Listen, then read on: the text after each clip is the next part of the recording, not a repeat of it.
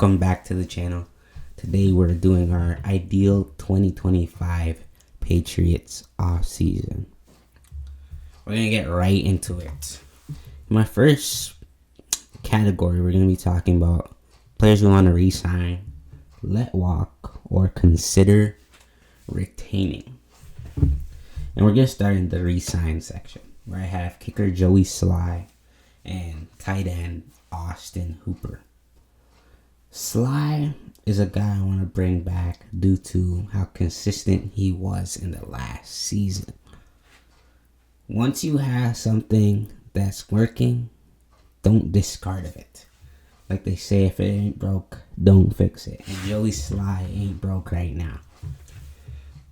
Plus, one thing that Mike Vrabel's done in his tenure with the Patriots is retain the special team staff. Meaning Tom Quinn and Jeremy Springer are back. And something I like to have with the football team is continuity. And Joey Sly staying would provide that. That point goes into Austin Hooper as well. Austin Hooper was a consistent, reliable target for Drake May. I think he was maybe the third best guy on our offense in terms of receivers being consistent for Drake. People he could trust with the ball. You looked at a guy like Hunter Henry. And then you can say Demario Douglas. At times, Kayshon Boutte. But Austin Hooper was always a good option for Drake. They have chemistry. And that makes me want to keep that. You want your young quarterback, your young franchise player to have guys that are here for a while. People he can rely on and trust. While you're bringing in new weapons, hopefully this offseason, a little bit of the same is good. So now we look at the let walk section. I'm not going to spend much time here at all. Daniel Ekuale, O'Shea Zimes, Jermichael Hasty, and Jalen Hawkins. I say we let them walk. There's just not much need for any of these guys on the roster anymore. They're very replaceable. We have guys in Jalen Hawkins' position who play that position better than Jalen Hawkins. He was a little redundant, if that makes sense, where him, Peppers, and Duggar, they were all too similar. And you need something new in that safety area. Ekuale, he's getting up there, and we decided to bring back Jeremiah Farms, who would play like a defensive tackle 3 on the depth chart. So you don't really need Ekuale anymore. I'm hoping we bring in a defensive tackle that I talk about later in this video. Yeah, so that's why I'd let go of him. And then the other two, they were just very expendable pieces. In the consider section, I have Jonathan Jones, Jacoby Brissett, and Dietrich Wise. There's a consistent pattern with all three of those guys. Good veteran pieces to have on your roster. Why I say consider and not, yes, please re-sign these guys, is because I don't know their price. How much do they value themselves? Because I'm only willing to bring these guys in at a certain rate. You know, I'd love to keep Jacoby if we decide to let Joe Milton be traded off from our roster. Because you keep a guy who's capable of playing and someone who knows Josh McDaniels' system. That's the plus to Jacoby Brissett. Another thing with Jacoby Brissett is Drake May really likes him. And, you know, it could be one of those situations like Brian Hoyer where Tom really liked him, so we kept him around. And then he knew the system, and you kept him around because of that when you had Mac Jones. When you had Jared Stidham potentially becoming your starter. You know, having a guy, a veteran piece who knows the system is great to have. Jonathan Jones, with him, I think we can do better. And that's why I'm like, yeah, it'd be nice to keep him. I like him as a player and what he brings to the locker room, veteran leadership, a winning mentality. But he's someone I'm okay with letting walk because I think we can upgrade in that nickel role. Dietrich, I think Dietrich, I'd love to have him back at the right price because he's an impactful player if you're not making him your focal point. I think you saw the best of Dietrich Wise when he had Matthew Judon on the opposite end of him, because it allowed Dietrich to not have as much attention on him. He's not a star. He's a contributor. So this offseason, as we look to bring in more pieces off the edge, I don't know if there's any room for Dietrich anymore. But if that doesn't happen, bring him back and draft a guy and use him as a rotational piece. Let's get to free agent targets. Offensive targets. I'm going to start with the number one guy on my list, the number one guy on all Patriots fans' list for who we should sign this offseason. And that's T. Higgins. We want T. Higgins, but T. Higgins is going to be very hard to get, much harder than we thought he would be, because he got franchise tagged by the Bengals. If that wasn't the case, I'd say, yeah, I think we can probably do this. This may be the year. Last year, when we were trying to get Calvin Ridley, we had no selling point. We have selling points now. Mike Vrabel, Drake May. Do you want to be a part of this? And that's how we get the next guy. Ronnie Stanley. Give him the bag. Throw him the bag. I need someone who I know can protect Drake May. There's a difference between Ronnie Stanley and Will Campbell. The difference is Ronnie Stanley has years of NFL experience, and I know what he is. Will Campbell is a question mark because, yes, I saw how good he was in college, but does that translate to the NFL? Does that translate to being a tackle in the NFL? I want someone I know I could trust to block for Drake. And Ronnie Stanley does that for me. Even if it's just 2 years till we have the guy in place for that role. Someone consistent and solid in that role, especially one of the best tackles in the league. Throw the money at him and try to get him in the building. Same thing could go for Chris Godwin if he's able to hit the market, which I don't think he will. And that will lead me into why those other two guys at the bottom of my list are there. Chris Godwin is a great guy if you can have him on your team. Can we have him on our team? I don't know. I'm not a GM, so I couldn't tell you. I'm not in the discussions. What I say is, if Godwin is available, go and get him if you can't get T. If you can't make a trade for DK Metcalf or AJ Brown or whoever else is out there, I'm not going to mention Cooper Kupp because I don't want Cooper Kupp. Cooper Kupp could stay in Los Angeles for all I care. He's not what we need. As much as he's a good player, I feel like his role on the team is kind of filled, and I want young players playing in that spot. As much as I'd like Cooper Kupp, he can't play the whole season for us. He's injury prone at this point. And Godwin, he's injury prone as well, but he's also younger and probably a more solid option at this point. You can debatably say Chris could be better than Cooper Kupp at this point. No dig at Cooper Kupp, but Godwin gives me more at this point. Patrick McCary, I'm not gonna talk much on him. He's just a solid tackle you can get if you don't land a guy like Ronnie Stanley.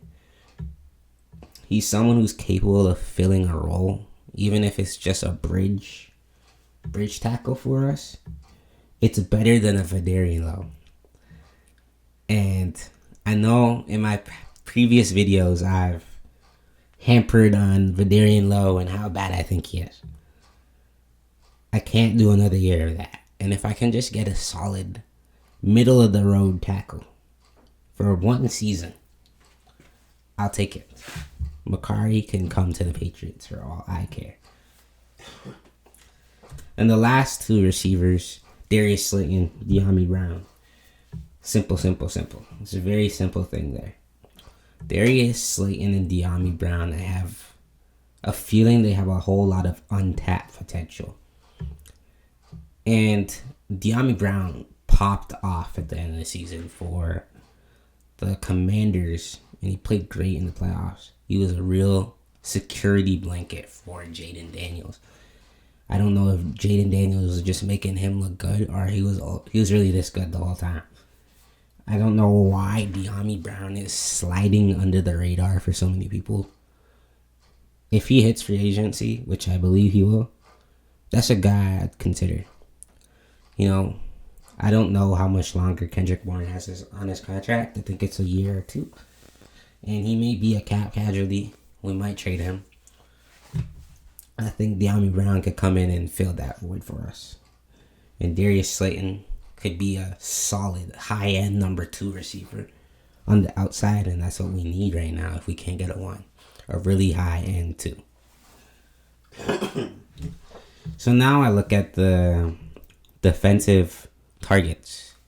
And the number 1 guy for us this offseason, I believe, outside of Ronnie Stanley, is going to be Milton Williams. This is a guy we're going to aggressively pursue and throw it back at. And I know it's going to happen. I'm okay with this move because I believe Milton could solidify our run game. A lot of people are going to come with the argument and say, you shouldn't throw money at this guy because he's never been the guy, if you really think about it. Because he's sharing that line with a guy like Jalen Carter and a guy like Jordan Davis, who are just like disruptors. They're freaks of nature. They're not just disruptors. They're like once in a lifetime talents. You never see guys like that. So you think that makes him better. Well, we have a really good defensive tackle on our team as well, in Christian Barmore. And Christian needs help. Because when you have one disruptive force, the line focuses on that one guy. You get another guy, distribute the wealth. That opens up lanes for the guys on the edge. That opens up lanes for him, and it opens up lanes for Christian because they can't just focus on one guy anymore. These 2 corners, I'll put them hand in hand. And Levi Owuzarike, the same argument kind of goes for him and Milton. Just aid for that middle of the defense. Charvarius Ward and Carlton Davis provide us with a need that's being sneaky for us. We need another corner. Christian Gonzalez can't do it all on his own. And sometimes Christian Gonzalez gets hurt. We've seen this.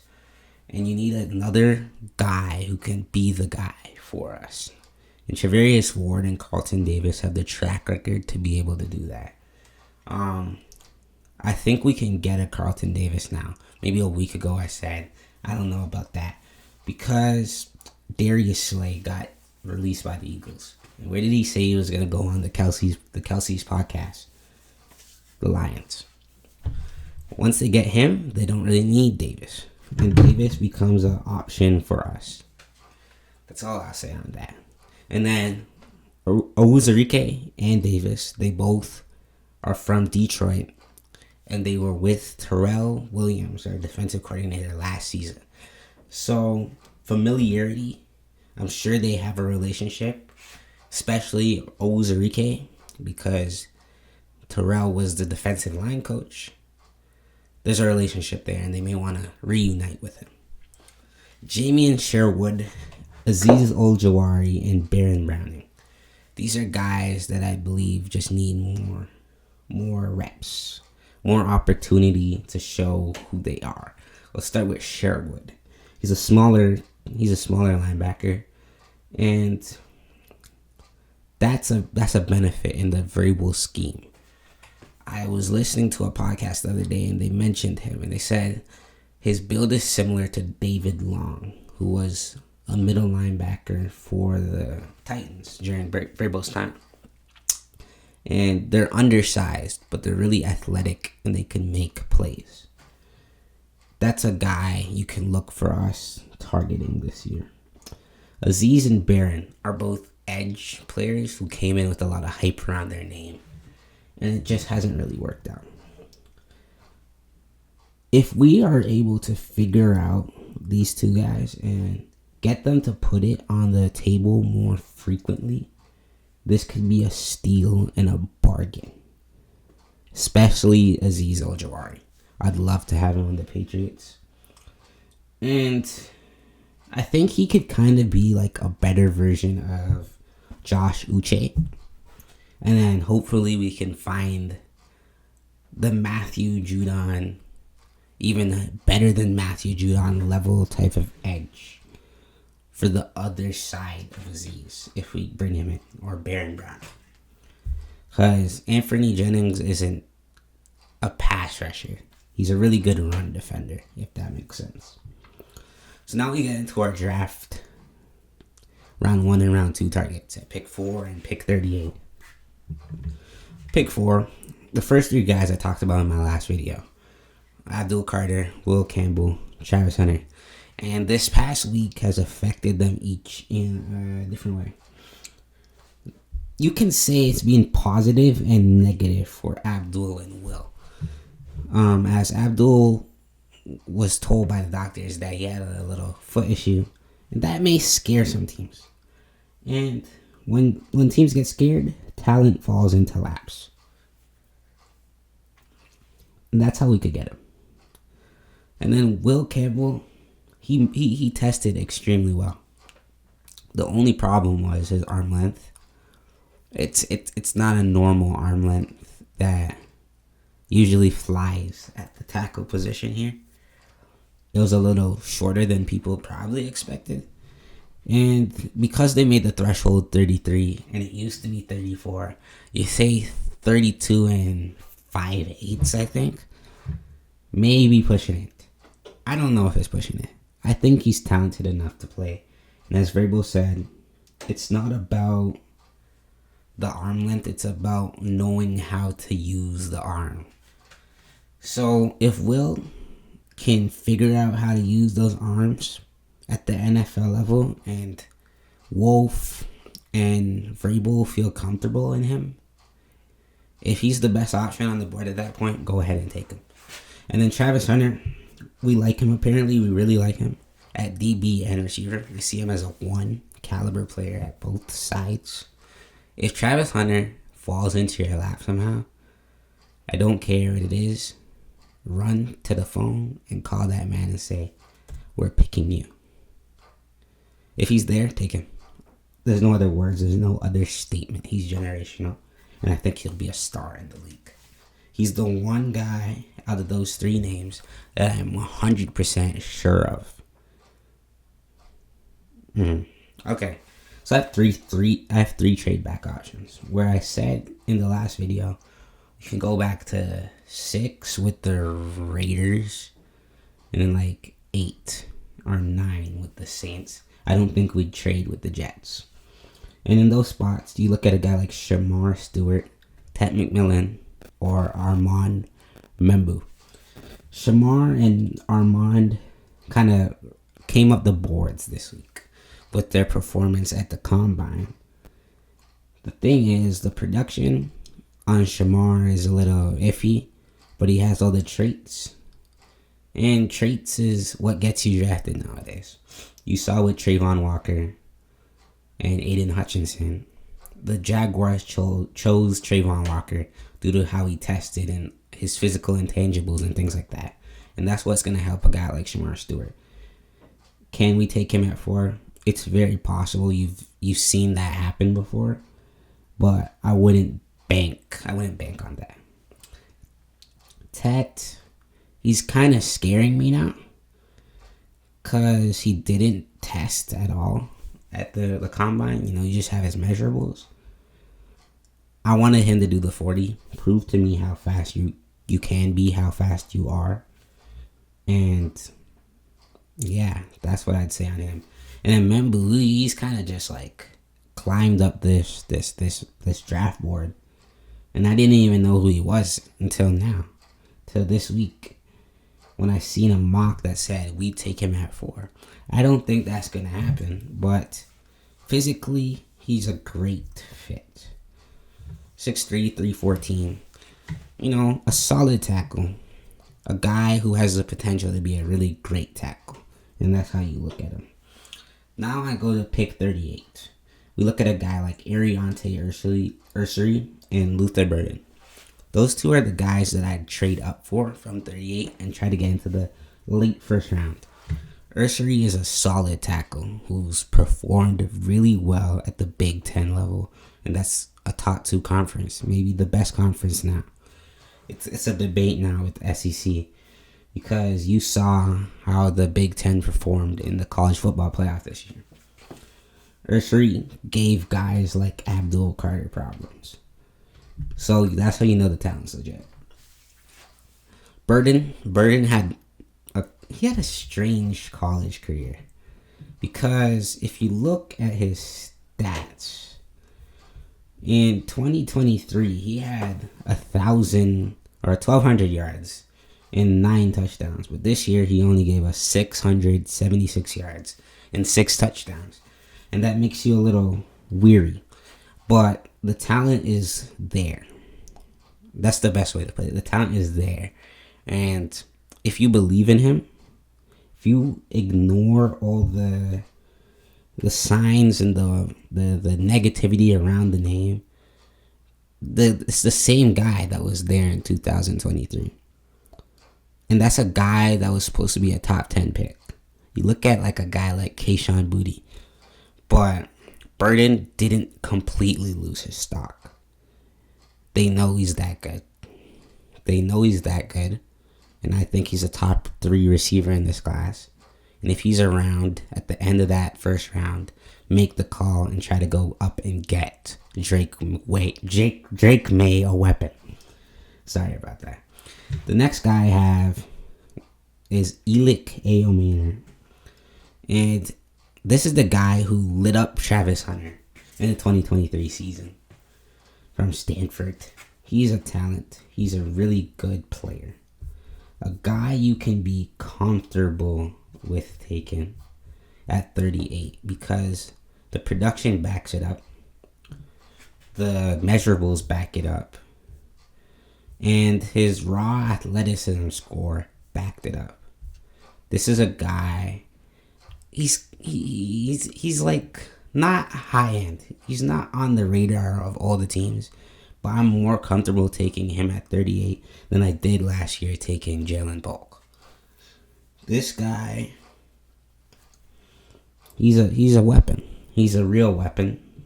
6'2", 210.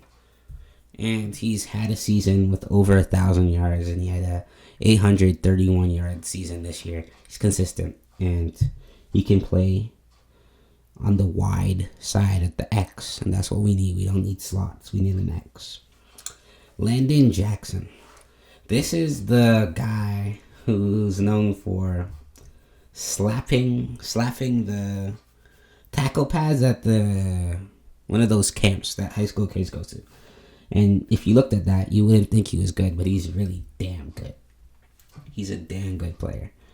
And if he's there at 38 and you don't address the edge position in the first round, he's a guy you can definitely look at. And then the last guy I want to talk about is Quinshon Judkins. I'm kind of over Ramondre Stevenson. That's a hot take. I like Ramondre, but I think we can do better than Ramondre. And Quinshon Judkins is someone I think could be way better. At Ramondre as a Honda, and I see Quinshon as a Mercedes. The Honda is a very comfortable and convenient and reliable vehicle. But you got that new promotion at work, and you say, I have a lot more money now. I can buy that Mercedes I always wanted. I can get the G-Wagon. And that's what Quinshon is for me. I think he's better than Travion Henderson. And I think he's pushing for running back 2 in this class. I think he's that good. He's just going under the radar a little bit. That performance in the national championship game sold me. I said, I want him on my team. Give me Quinshawn. It's not a need per se. It's a want. And sometimes you gotta go with a want. It's not always draft for need. That screws you sometimes because that forces you into reaches. This wouldn't be a reach. This is a guy I feel confident in. So you see at the bottom, there's positions to address. The ones in red are the ones we really need to address. You need to get a tackle. You need to get a receiver. You need to get an edge. The other 4 in blue are things that you can live without for another season, but you should really try to get that addressed as well. That's all I have to say for this video. Give me your feedback, your thoughts, your opinions, who you want us to sign, who you want us to draft.